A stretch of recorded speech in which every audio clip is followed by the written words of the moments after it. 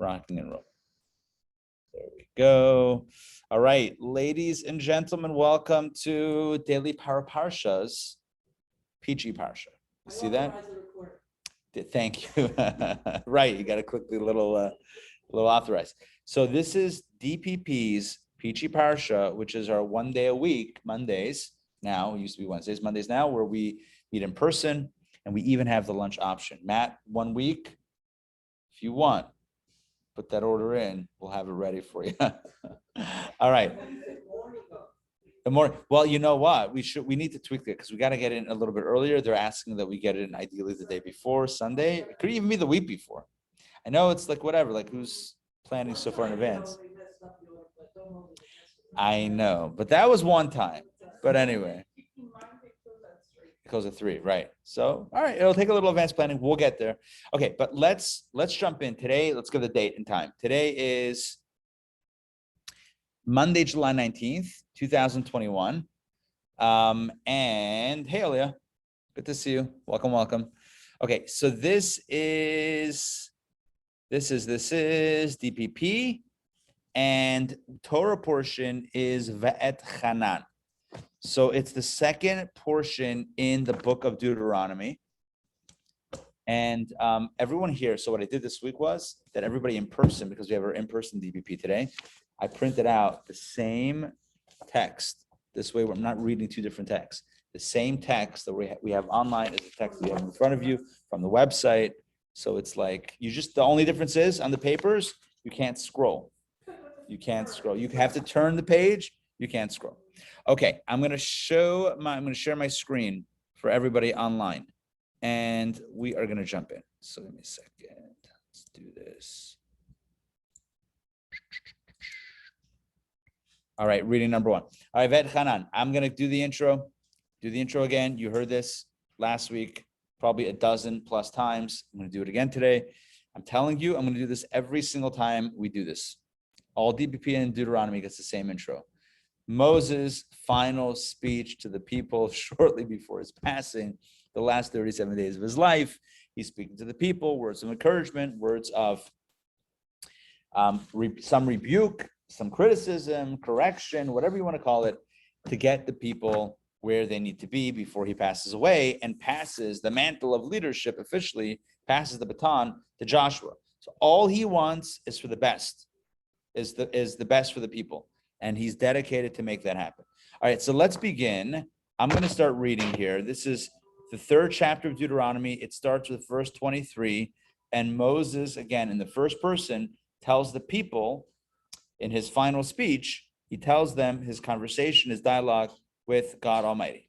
So I entreated the Lord at that time, saying, let me explain what's going on here. This is after the victory. This is in the recent past. This is after the Jewish people had made their final approach to Israel. They passed through certain lands. They had waged war with Sichon and Og. Sichon, the king of the Amori, not the Emory, the Amori. Og, the king of Bashan, the great giant. And the Jewish people had been victorious over them. And the 2 tribes of Reuben and Gad had asked for land, and they got land over there. Again, this is stuff that had just happened in the recent past. But Moses adds in a detail that the people didn't know. Right now, as he's speaking to the people shortly before his passing, he says that I entreated the Lord at that time, saying, I begged God for the following request. O Lord God, verse 24, you have begun to show your servant, referring to himself, your greatness and your strong hand. For who is like God in heaven or on earth, who can do as your deeds and your might? So first, if you want to ask for something, step 1 is flattery. He says, God, you're so great, you're so mighty, you're so powerful. Who is like you in heaven or earth that can do like you did? Be victorious lead us to victory over these 2 very strong kings and very strong nations. Now he goes in for the request in verse 25. He says, pray, let me cross, pray, let me cross over and see the good land that is on the other side of the Jordan, this good mountain, and the Lebanon. That is what he's asking for. He's asking to go into the land of Israel. So he's telling the people that I asked after we had started gaining some momentum into the approach. I asked God, will you relent? Will you let me in? I want to stop and mention something that's very important. The first word of the Torah portion and the name of the portion is Ve'etchanan. I'm highlighting it online. I'm trying to highlight it here. At least it's not working for whatever reason. There it is. So the first word here, Ve'etchanan, if you count up the numerology, gematria, right? We love numerology. It equals 515. We can even do the numbers, right? So Vav is 6, Aleph is 1, that's 7. Taf is 400, that's 407. Chet is 8. What's 407 plus 8? 415. Ve'etchanan, the first word, the first Hebrew word. First word, no, 23. All right, so we have 415 and then nun and nun, 2 nuns at the end. Each nun is 50, that's 100. 415 plus 50 plus 50 is, of course, 515. And our sages tell us, in fact, I believe it's even in Rashi, maybe. Let's see, it's not in Rashi, no, it's the Baal HaTurim must say this, that he prayed, Moses did 515 prayers to enter the land of Israel. Ve'etchanan doesn't only mean I begged or I entreated God, but it means also that I prayed, I requested it 515 times, like the numerology of the word Ve'etchanan. Basically, Moses was relentless in his request to go into the land. And what was God's response? God said no. God said no. In fact, God said not only no, God said, stop asking. Okay, as we'll see soon. Okay, we're up to verse number 26. Verse 26. But the Lord was angry with me because of you, and he did not listen to me. And the Lord said to me, it is enough for you. Speak to me no more regarding this matter. Basically, God says, enough, stop asking. And the phrase that he uses is Rav Lach. It's enough for you. You've lived enough. You've had a long life, a successful life. It's enough. You've lived a good life. Don't ask for more. Speak to me no more regarding this matter. The Medrash says something powerful. This phrase, it is enough for you, in the Hebrew, it's Rav Lach. So that evokes a phrase that Moses himself used to none other than Korach. Remember when Korach, a few weeks ago, we read about this, Korach, his cousin, tried to revolt and rebel and wanted to become a Kohen, a high priest, and Moses said to him, Rav Lachem b'nei Levi. It's enough for you that you're Levites. Don't also try to become, you also want to be a priest? Rav Lachem, it's good, it's enough for you that you're Levites.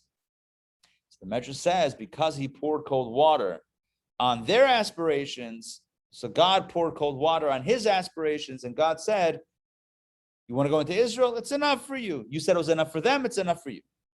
Which obviously evokes the question, hold on, but the Korach revolt was no good.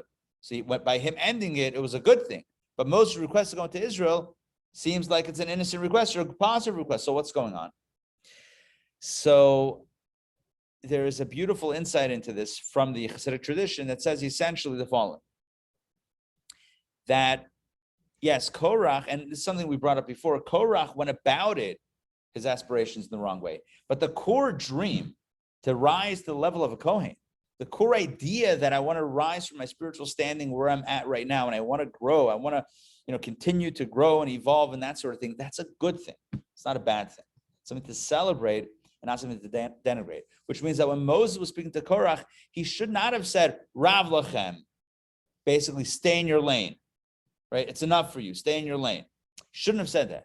He should have said something along the lines of, it's a great desire. I also desire that, etc. Well, what are you going to do? But the Rav Lachem, it's enough for you. Be satisfied with what you have. That was a phrase that came back in a certain sense to haunt Moses, because when he asked of God to go into Israel, God uses the same phrase, Rav Lach. It's enough for you. Stay in your lane. You're not meant to go into Israel. All right. Yes. Is Korach having spiritual longing? Yes. So Korach, certainly according to the Hasidic tradition, had a spiritual longing, absolutely. And it was a positive spiritual longing. When you read the story on the surface, he's a terrible guy. He's just, some sort of, troublemaker. But you read it on a deeper level and you realize like, oh, no, he actually had positive intentions. Let's continue with verse 27. Yeah. God was right in the Sifro Yesod. Yesod, yeah, Yesod and Malchut. Let's say the striving energy versus the biggest one. Let me think, which was I the thought there was one, I guess, dichotomy that was like the striving. Netzach and Hod. That's not code. Yeah, Netzach, yes. Netzach is the ambition, right? In the Sfirot, Netzach is number 7 and Hod is number 8. Netzach is victory, is conquering, it's ambition, it's drive. And Hod is like yielding and humility. So Netzach says, I'm going first. And Hod says, you go first. That type of thing. So yeah, so I like what you're saying. So when Korach had some Netzach, he wanted to bulldoze. Moses put the brakes on it. And so when Moses is now praying 550 times to go into Israel, so God says, Ravlach, it's enough. It's enough. You got what you got, and that's it. Yeah, sure. So Moses makes mistakes. Depends who you ask. If you ask a chassid, no, Moses doesn't make mistakes. It seems like he makes a mistake, but not really. Is he considered a tzaddik? For sure. Moses is like way up there. In the tzaddik ranking of all time, oh yeah. Top 10 for sure. Top maybe 3. Okay, so let's continue. Verse 27. So here's what God says that Moses can do. God says, go up to the top of the hill. Remember, they're right outside of Israel. Go up to the top of the hill and lift up your eyes westward and northward and southward and eastward and see with your eyes, for you shall not cross this Jordan. In other words, the closest you're going to get is seeing the land from the top of the hill, but you're not going to actually step foot into it. Verse 28, but command Joshua and strengthen him and encourage him. Again, this is Moses, just so we don't lose the plot here. It's Moses telling the people what God told him after he asked and begged and pleaded with God to go into Israel. God says to him, no, go to the hill. Verse 28, but command Joshua and strengthen him and encourage him, for he will cross over before this people, and he will make them inherit the land which you will see. This is very important because Moses declares to all the people that God had told him that Joshua should be the leader. He's not leaving a vacuum of leadership. We know the vacuums of leadership are always very difficult. Let's continue, verse 29. And we abided. I don't know, it's a weird phrase. At least to me, it's a weird phrase. Vaneshev means we settled. We dwelt. We settled in the valley opposite Beit Pa'ar. Okay, that is the context of where the people were actually, where they were stationed. Okay, now we continue with Deuteronomy chapter number 4. All of this is still part of the first reading, but we are going to jump in. Let me just quickly take a look. Yes, the valley opposite Beit Pa'ar, Rashi says. I'm going to toggle Rashi here online. You guys can't see it in person, but you'll have to trust me for this.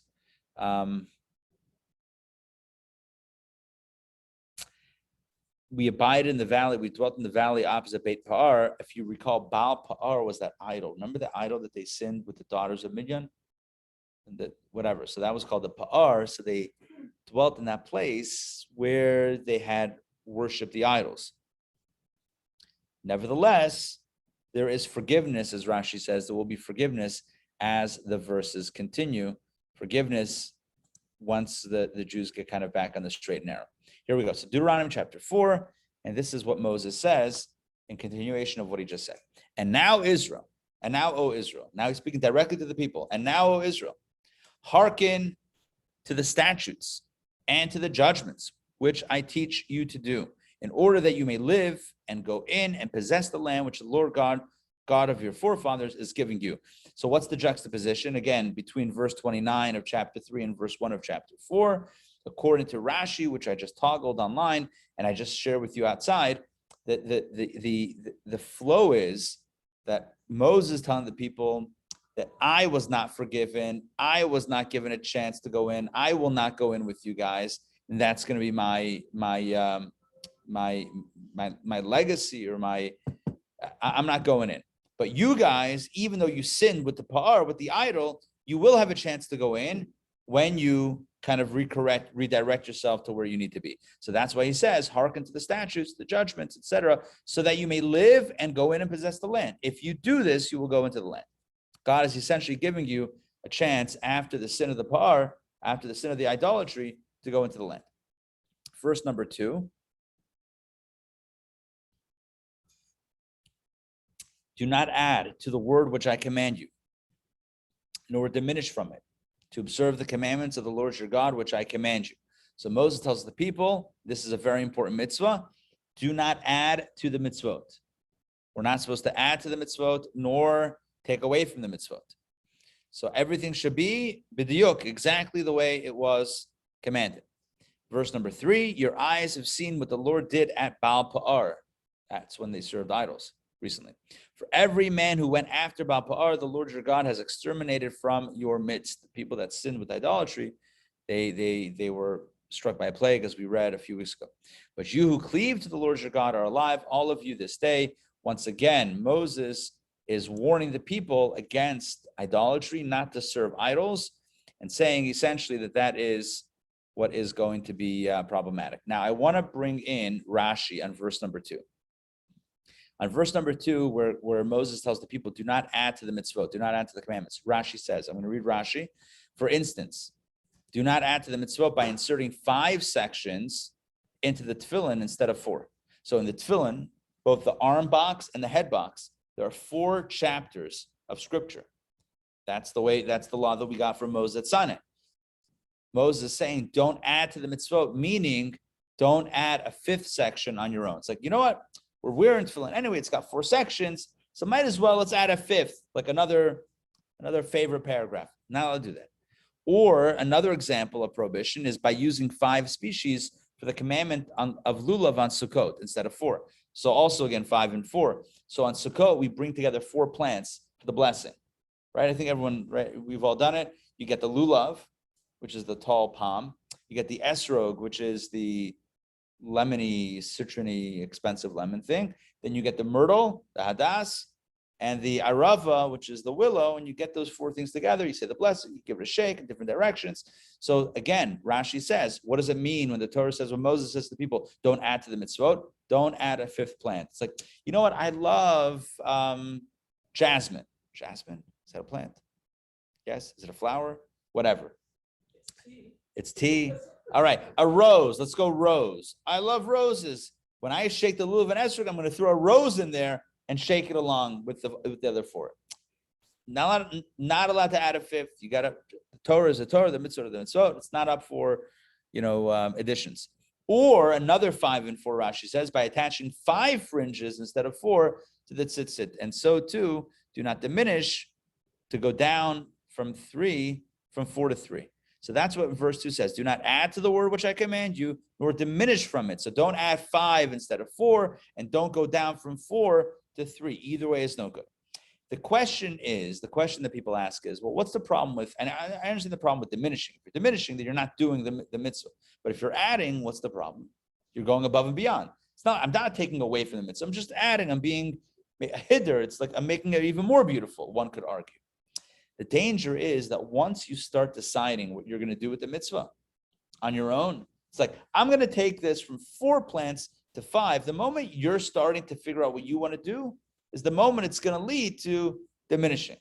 In other words, once it's your seichel, once it's your intellect that says, I'm going to do a mitzvah my way, well, then it's not God's commandment anymore. That's exactly the point. So there's no difference whether you're taking away from it, because a person might say, if you're taking away from it, I understand why it's a problem. But if you're adding to it, what's wrong?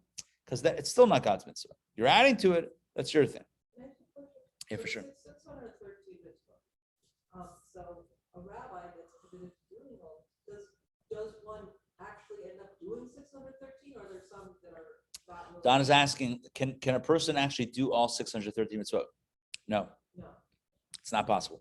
The vast majority of the positive mitzvot are not available to do today because there's no temple, and we don't have sovereignty in Israel. We don't have a king. It's like all that stuff. So out of the 613, there's about less than half of them that are possible. Within those, I don't remember the exact number, but within those, there are a number that can only be done. There are some that can only be done by men, some that can only be done by women, some that can be only done by Kohanim or Leviim or whatever it is. There are certain mitzvot that are, it's not possible for one person to do all of them as it stands right now. It's not a huge number, but every mitzvah does have a lot of particulars to it. It's like there might be a mitzvah to build a sukkah, but that's like, it's an involved process, right? It's like a bunch of things involved. Or keep Shabbos, rest on the Sabbath day, but that includes 39 different categories of work that we should avoid, etc., and things that we should do. No, that's all part of one, observe and guard the Sabbath. So that's what I mean. When it comes to the mitzvot, there are like the 613 are more like general categories.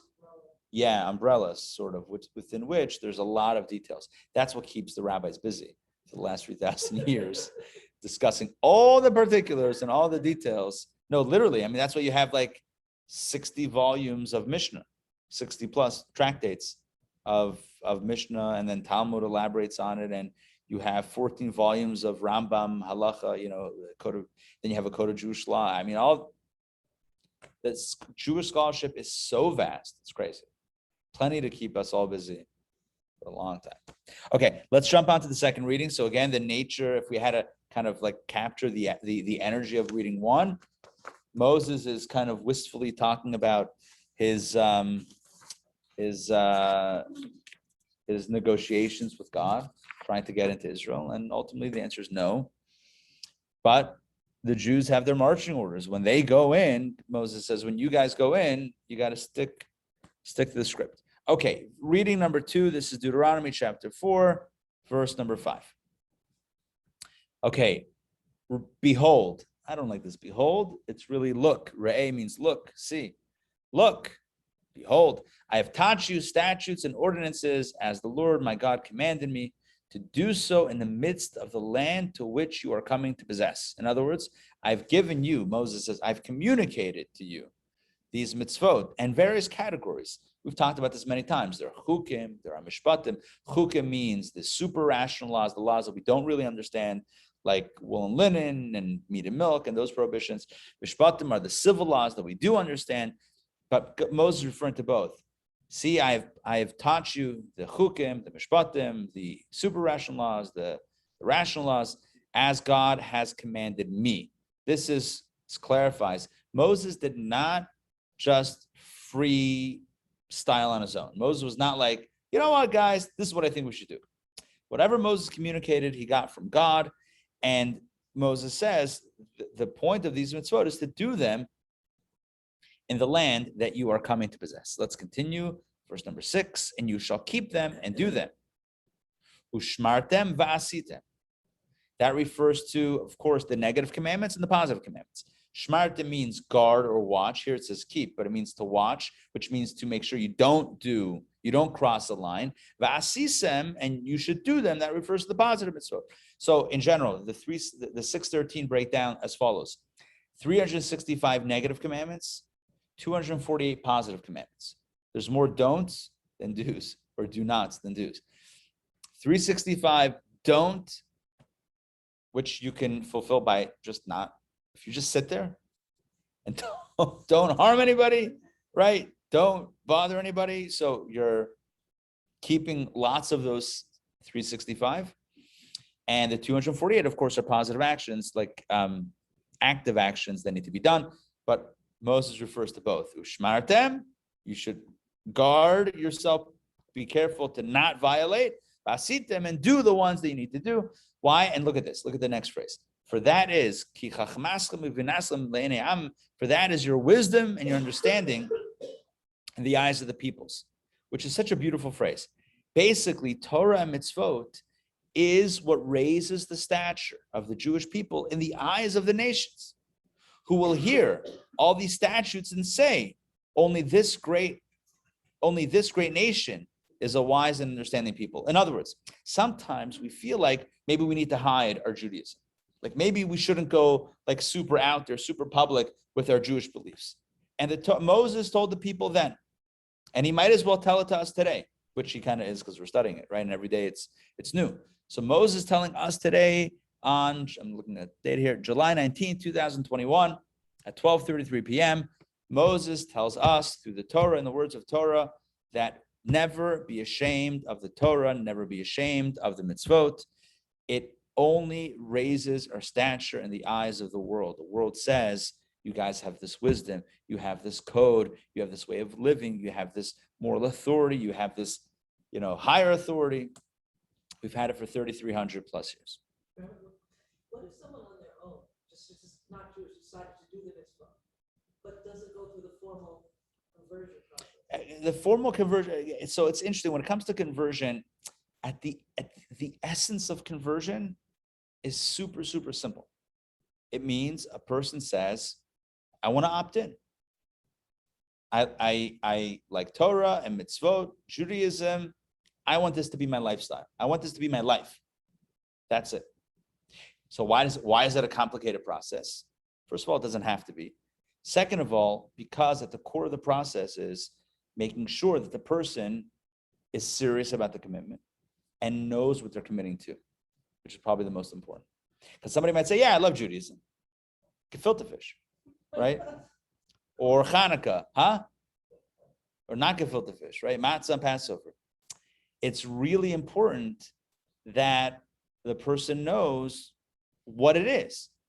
Once they know what it is and they say yes, and they've demonstrated that they're ready to go, boom. There's no document like the ketubah, right? There is 100%. Oh, absolutely. Yeah. Person that converts. Yeah. You need it. Yeah, for sure. For sure. Yeah. You got a document. There's a bet din involved for sure. Yeah.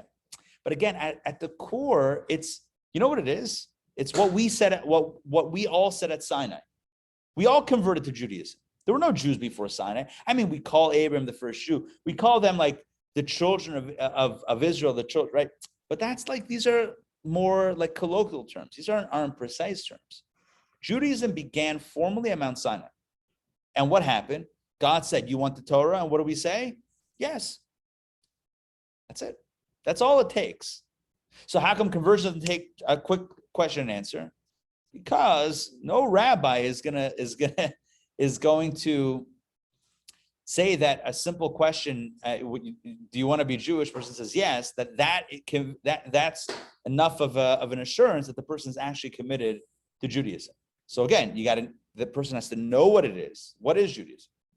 What does the life look like? What does a Jewish life look like? Right? And then, okay, have they tried it? Is it something sustainable? If it is and they want it, done. So how long does it take? It usually takes a year or two to learn, to practice, to live. You got to live in a community. That's, anyway, that's at the core of what conversion is. It's not a, I think it's been made into like this, like almost mythical process, but it's not. At the core, it's nasa v'nishma. We will do, like we said at Sunday, we will do and we will hear. That's it. Okay. So getting back, but your question was, what if somebody just starts, somebody says, hey, I love Judaism, sounds great. I want to do some mitzvot. It's not a problem. They want to be, all in, then there's a process for that. You don't have to do the process, but there is a process. But again, verse 6 to me is a very powerful verse. And it means we don't have to hide our Jewishness. We shouldn't be ashamed. On the contrary, it's something to be proud. We have a Torah, we have mitzvot, we have this great wisdom. What's the wisdom of the Jewish people? It's not all the Nobel Prizes that we've won, although there are a lot of them that are Jewish won Nobel Prizes, as the videos or the text usually goes around social media every few weeks. And a lot of Mount Sinai hospitals, exactly, which is quite the legacy. But Torah and mitzvot is really our shining legacy. Okay, let's continue. Verse 7. For what great nation is there that has God so near to it, as the Lord our God is at all times that we call upon him. Moses is speaking to the people, not about a reflection of the past. This is right now, right? A lot of times Moses is recalling what happened once upon a time. This is Moses right now with the people shortly before his passing.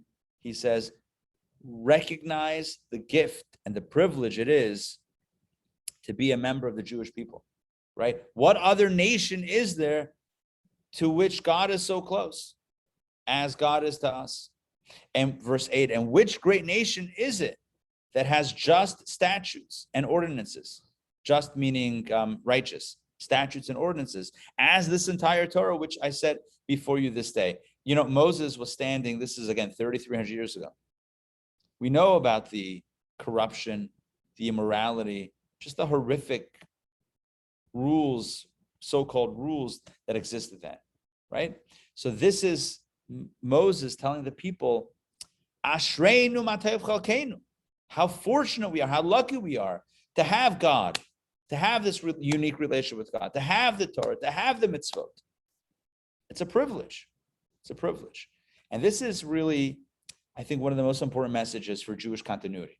Because if the message to a child is, to the next generation is, oh, it's so hard to be Jewish, right? Like, oh man, Pesach is so difficult, and the holidays and Shabbos, it's such a challenge. If that's the message, then the kids are like, yeah, I don't want that. I'm gonna opt out. Like, who wants a burden? It's like, but we've been carrying the burden on our backs for so long. And if you don't take the burden, then you're gonna end it. That's guilt, right? That's the guilt approach. The guilt approach is that we have 3,000 years of schlepping this burden, and what? And you're gonna walk away? And how dare you walk away? Just like that. It's not a positive messaging. That's a pretty terrible messaging. But unfortunately, that's the messaging that's been around for a while. Like the post-Holocaust messaging of like, if you don't stay Jewish, if you don't, whatever it is, then Hitler will have won. I mean, it's not inspiring. That's like attempted guilt-inducing. It's not inspiring. What's inspiring? You tell your kids, tell the next generation, we have this gift called Judaism. This is the most incredible lifestyle possible. It infuses meaning and purpose and clarity and uniformity. Like scientists, physicists are looking for like the theory of one, like a one theory that combines the quantum physics with the macro with the micro and all, looking for a theory that Big Bang and that brings everything together. Meanwhile, Judaism, I'm not going to get into origins of the universe right now, but Judaism has a central theme that runs through all of life, and that can bring everything in our lives together. It's a good message for adults too, because for sure, because as you said the other day, we're also stressed and worried. You said, "Don't worry, we're here today." So yeah, that's a message that to relieve the stress and have more confidence by now, more embracing. Yeah, when we believe that Judaism is a gift, it can also help with the stress, 100%. But when we believe that it's a gift, and when we not only believe, but when we treat it as a gift, our kids are excited about what parents are excited about, right? In general. The next generation, the youth is excited about what, maybe they're not, whatever, but it should be at least excited about what parents are excited about. If it's a gift, it's a gift. If it's a burden, it's going to be a burden. All right, so that is, I believe, the energy that I'm getting from these words of Moses, right? That God is so near to us. We have these just statutes. We have wisdom that the world is envious of. Not envious in a negative way, but like the world looks up to the wisdom of Judaism, Jews, and Torah. It's an amazing thing. We have this. We should appreciate it. All right, verse number 9. Now it flips to the negative, right? So Moses did some encouraging and some like optimism, and now he's going to focus on some of the, but be careful with the following. Verse number 9, but beware and watch yourself. He uses a double expression. Raki shamer lecha ushmar nafshecha. He used the word shamer and shmar twice in that verse in the Hebrew. You see that in verse number 9. Beware and watch yourself very well, lest you forget the things that your eyes saw, and lest these things depart from your heart all the days of your life. What are these things? What are we talking about? Sinai. Make sure you don't forget. And you shall make them known to your children and to your children's children. And here we have one of the many, I cannot tell you how many because I have never counted, but one of the many instructions in Torah regarding education. Children, the children's children, right? It's all about continuity. Jewish continuity, and continuity happens through education.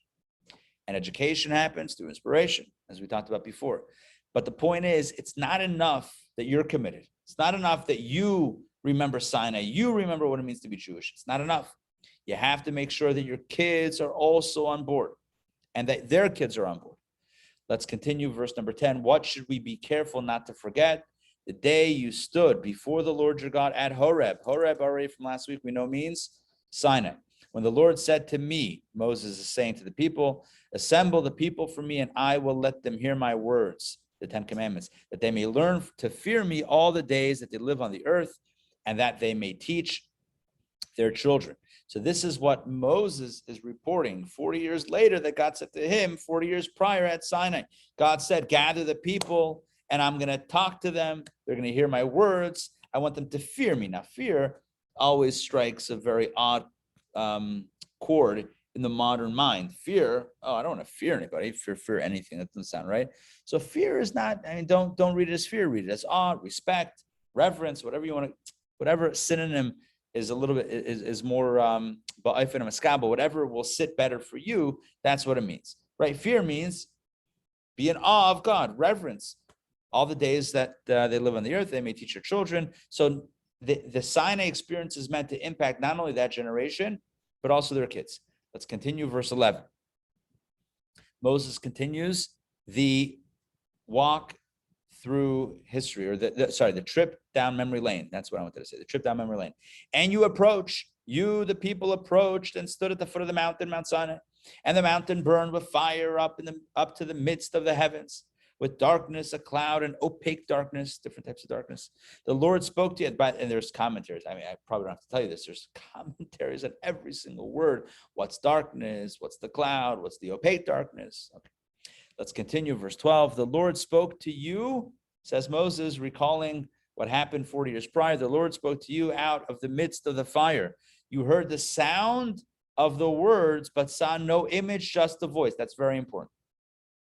You heard God speak, but God did not appear in an image. Of course, this is monotheism. This is Jewish monotheism, that God has no image. God has no form. Who was it?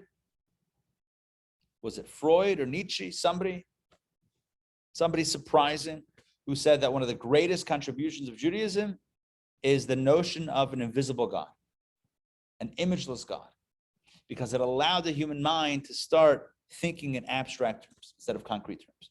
Because until then, everything was concrete. Even the gods had a form, right? Even the powerful gods, what did they look like? This statue and that stone and that piece of wood and that image and that, heavenly sphere. And Judaism introduced Abraham, Moses, right? Introduced a God or a notion of God. No image. You heard the say. Yeah. I think that was Nietzsche. Was it Nietzsche? He did have some surprising positive quotes. Yes. Nietzsche was not. We once had, years ago, we had a lecture from a philosopher in Nietzsche, and he said that, he's made out to be more anti-Jewish than he was. But it was so long ago. I can't tell you details of the talk. I think I recently found a recording of that. I don't think we ever put it up anywhere. Probably have to listen to it again. Anyway, this is like back in the old day, right? Like 40 years ago now, back in the old shul with like my old recorder, which the sound quality was terrible. Do you remember back in the day when you had a cell phone and a recorder, how it would make like these weird sounds when the signal would come in? You guys know what I'm talking about? Legit. It would go almost sound like a modem, but not exactly. Remember like the sound of a modem connecting to the internet? Like that sound? But it would basically, like if you had I know this because I would record, from the beginning, I would record everything. One of those big phones you're talking about? No, like whatever, like a BlackBerry or whatever it was, Nokia or whatever the kids had. Sony Ericsson. I had a Sony Ericsson phone back in the day, before the iPhone. There were phones before the iPhone, right? I listened to your old. But how old? That's bad. No, but anything on SoundCloud is 7 years ago. which class? Yeah, well, Oh, on Chabad.org. Yeah. Well, we had a crew come in, that a camera crew and everything. It's video, right? I'm pretty over. Yeah. Yeah. But he had a no, but he had, I know, right? But he had a microphone on a stand that was hardwired, under the tables to the back. Yeah, it was done. Yeah, they hooked it up. But I'm talking about like my little recorder, right? Like so I've upgraded a few iterations, and the cell phone technology is one where it doesn't throw it off anymore. It used to be when you were getting a text or an email or whatever, it would the signal, it would mess up, it would interrupt, it would make it a little glitchy. Whatever. All right, back over here. So the point is, imageless God, formless God, no image, just the voice. Verse 13. Again, Moses is reminiscing about Sinai. And God told you his covenant, which he commanded you to do, the 10 commandments. It's called Brito, his bris, his covenant. Bris means covenant in Hebrew. We use it today to refer to the covenant of circumcision, specifically usually, but bris in the literal sense just means covenant. So God told you his covenant, what he commanded you to do, the 10 commandments, and he inscribed them on 2 stone tablets. Verse 14, and the Lord commanded me at that time to teach you statutes and ordinances. In other words, in addition to the 10 commandments, we don't only have 10 mitzvot, we have 613. So there's a few more. It's like 603 more. So, and God commanded me to teach you additional statutes and ordinances so that you should do them in the land to which you are crossing to possess. Moses always brings it back to where they are right now, right? So we got all this stuff, and now you're going into Israel. You got to do this. Why didn't they do this before? A lot of the mitzvot are dependent, as I mentioned before, right? More than half are dependent on living in the land of Israel. So Moses says, we got all these commandments. I've told you a bunch of them. You guys are going to be the ones, the first generation, to be able to do them. Verse 15.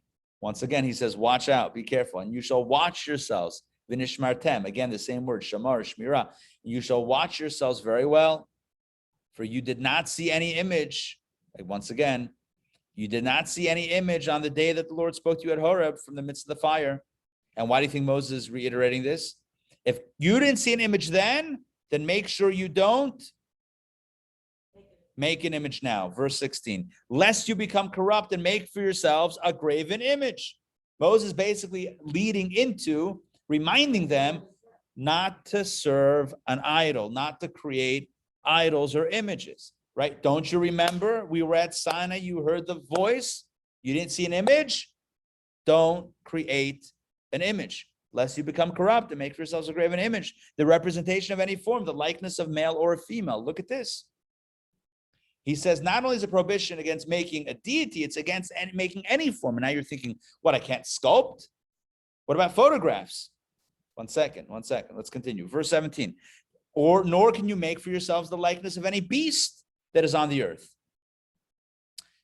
Recently statues have been being pulled down, right? I'm not going to get into political conversation, but statues. So maybe Torah is anti all statues, right? Forget about, the likeness of any winged bird. You can't make a picture of anything, a male or female, any beast, animal, any winged bird that flies in the heaven. Let's continue verse 18. Nor can you make, I'm adding those words, the likeness of anything that crawls on the ground, the likeness of any fish that is in the waters beneath the earth. So let's continue verse 19. Unless you lift up your eyes to heaven and see the sun and the moon and the stars, all the host of heaven, which the Lord your God assigned to all peoples under the entire heaven, and be drawn away to prostrate yourselves before them and worship them. And now we have the answer. The prohibition against making these images is only if you are going to prostrate yourselves before them. That means bow down and worship them. That's the context in which it's prohibited. So, yeah. I did research Yeah. on the Jewish charms, and I found a committee of rabbis that actually did a whole study and came up with a ruling. On images, on Jewish images. Yeah. Right.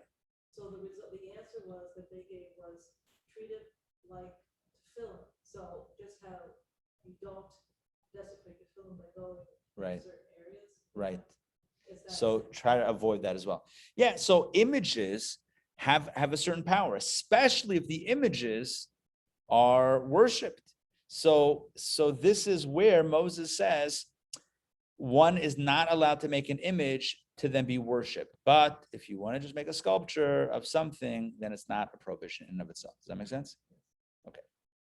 So if you're Unless you would, it is my problem with older English, unless you put your eyes up, that's saying do not. the previous is being stated because you may put your eyes up and worship. I actually look at it as not that's where it finishes up, but in middle of that sentence. In other words, I look at it as, look, Moses is saying, remember Sinai, that's when you came in contact with the authentic God. The authentic God has no image, communicated with you, and that's it, but no image. So therefore, lest, i.e. don't. So don't make a graven image.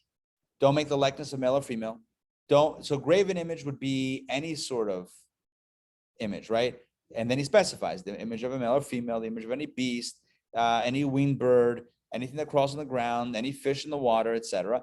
And then my understanding is he's saying, and also don't worship without an image, without creating an image, don't worship the image of the sun, moon, and stars, right? Or don't I see what you're saying. Because it said lift up and then be drawn away. I don't know. I think that that's part of like the image. Like don't create an image and don't create that as an image. And what's the problem with all of those? When it's in the context of worship. Like you can look up at the sun. I mean, I don't know, health-wise, maybe don't, but like, you can look up at the stars. It's not a prohibition to look at the stars, but the problem is to look at the stars and worship them. So likewise, the problem is to have an image that you're worshiping. That's the way I understand it, but I understand what you're saying. Okay, it's kind of like, I guess, a reading comprehension thing. Right. We're applying that prohibition in 19 about, not prohibition, that applying the reasoning regarding worshiping and say, okay, well, that's being alluded into the previous. But I understand exactly what you're saying. You're saying maybe the problem with the graven images is that it's going to lead to looking up at the stars and then worshiping them. But my reading is that that's all lumped into the images, and the images which are all problematic in the context of worship. But I will say that considering that there are literally hundreds of commentaries on Torah, authentic commentaries on Torah, it could be this is the subject of a discussion about how to read it. It very well could be. In fact, I'm going to take the liberty quickly to do some Rashi toggling here on my side, and let's see. No, I don't see anything specifically about how to read that one way or the other, but I would imagine that there's some conversation of that in the commentaries. Okay, let's continue with verse number 20. So again, just to recap, so Moses has segued into a warning against idolatry, idol worship in various forms. Verse 20, but the Lord took you and brought you out of the iron crucible. Now that's a very interesting phrase, which I'll speak about in a second, out of Egypt to be a people of his possession as of this day. In other words, God does not want you to serve idols. He wants you to be on board with him. Now, let's talk about the iron crucible, Kor HaBarzel. This is a phrase, of course, that's in Torah. It's right here, chapter 4 of Deuteronomy, verse 20. And the way it's understood in Jewish literature is that Kor HaBarzel, iron crucible.